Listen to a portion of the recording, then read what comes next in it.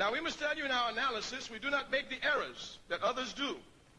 Anytime you make an analysis of an oppressed people in any aspect of their life and you leave out the enemy, you will never come to a correct analysis. On the contrary, you will blame the oppressed for all of their problems.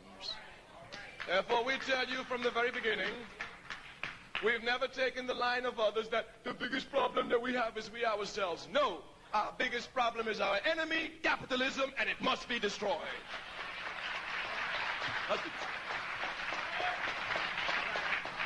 We say any analysis you make of an oppressed people must include the oppressor, otherwise you will come up with an incorrect analysis blaming the oppressed for their position of oppression. Even if one were to talk about the drugs in our community, if you just talk about drugs and not talk about the enemy, you make no analysis at all.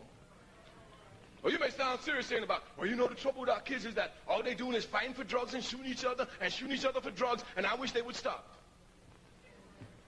If you haven't brought in the question of who brings the drugs in, why the drugs are brought in, for what purpose they're brought in, you will never understand the problem at all.